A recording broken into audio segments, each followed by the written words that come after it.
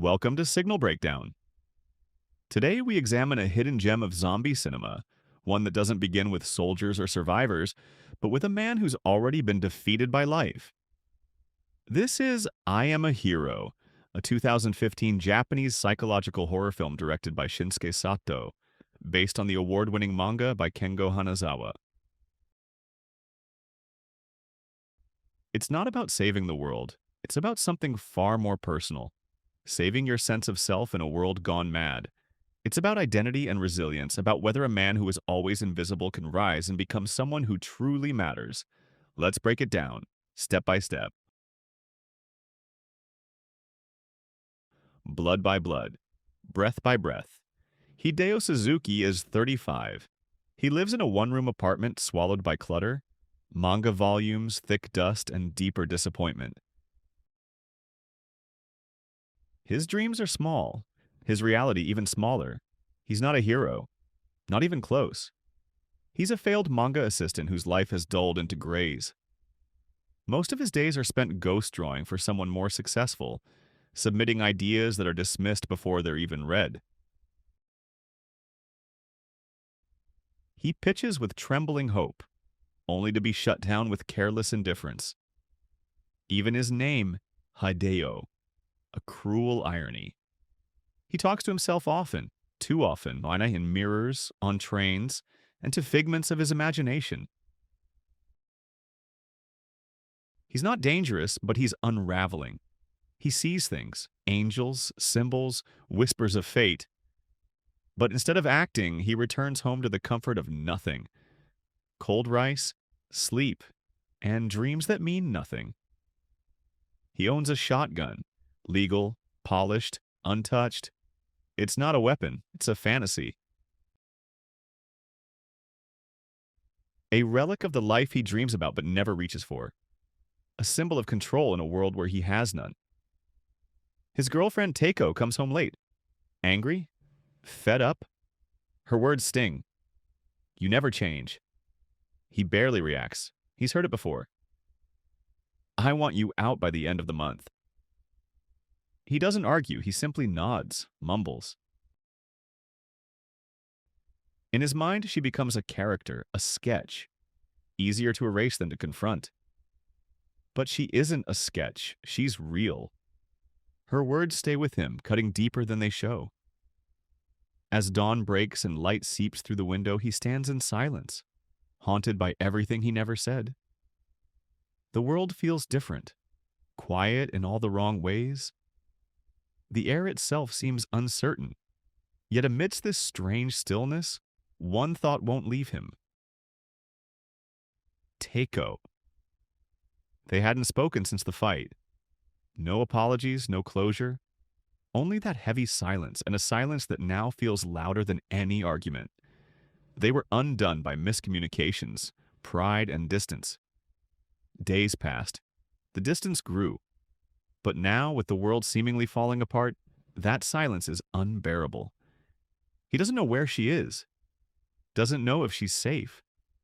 And yet, hope clings to him like a shadow. They used to share everything, jokes, dreams, little fears whispered under blankets. Now he's grasping at the ghost of what once was. He needs to find her, needs to try. Not because he's a hero, but because it's all he has left. Then, a nightmare. She collapses. Her body jerks violently. Her eyes cloud over. Her limbs twist in ways no human body should. And then, she smiles. But it's not her smile. The virus strikes like lightning. In seconds, she's not Teiko anymore. The infected, the ZQ9, don't die like humans. They don't lose themselves completely. They remember pieces. You never change, she repeats like a haunted record. Then she lunges, fast, brutal. She throws Hideo across the room like he weighs nothing. His breath leaves his lungs as he crashes against the wall. He runs, shotgun in hand, heart in pieces. He doesn't shoot. He can't. He sprints through the city, now spiraling into chaos. A city of 30 million, but falling apart in less than a day. panic. Then screams. Then death. Trains derail. Buses crush into buildings. Elevators filled with corpses that won't stop twitching. The infected talk. Or try to. Trapped in echoes of their former lives. I'm late for work. Where's my cigarette? Don't forget your umbrella. Their words are broken mantras, frozen moments of a life before the horror. He stumbles to his car, panting, sobbing. His hands tremble as he closes the door. Safe, for now. His phone rings. His editor, still oblivious, demands a deadline. The absurdity of it breaks something inside him. He hurls the phone aside, then sees it. Mount Fuji, majestic, peaceful, still. A symbol of hope, or at least escape. He drives. On the roadside, a girl, teenager, bloodied but alive. Silent. Her name is Hiromi. She doesn't speak, just climbs into the car and stares ahead. There's something strange about her, but also something comforting. Hideo doesn't question it. For the first time in hours, he isn't alone. They stop for supplies, a quiet convenience store, then a gas station for rest. But peace doesn't last. Hiromi shakes violently. Her back arches unnaturally. Then stillness, her eyes clear. She's been bitten, but she hasn't turned. Hideo raises the shotgun, hands shaking. She looks at him, eyes wide. I'm okay, she whispers, then sleeps. He watches her through the night, afraid to blink. As sunlight returns, so does a sliver of hope. The night was filled with fear, but the rising sun offers a breath of something else, maybe even purpose. The air is crisp, the silence is gentler. It's time to move. They don't just want to survive now, they want to live. They search, abandoned streets, ghost towns, empty homes. Hunger grows. Every sound makes them flinch. Every corner feels like a trap, but they move forward together, looking for food, safety, meaning. They aren't just running, they're hoping. And that hope is powerful. They find a mall, grand, empty, but not alone. Survivors have claimed it, led by Iwaki, smooth-talking, confident. Too confident. His smile doesn't reach his eyes. His second-in-command, Nikita, radiates menace. They strip Hideo of his weapon, offer him food. He accepts with gratitude but lowers his head. Hiromi watches. She sees what he won't. At night, Hideo sits on the roof, sketching the infected, giving them names, stories, giving meaning to the meaningless, because it's easier than confronting what's real. He's still hiding, but Hiromi is changing. Her symptoms return.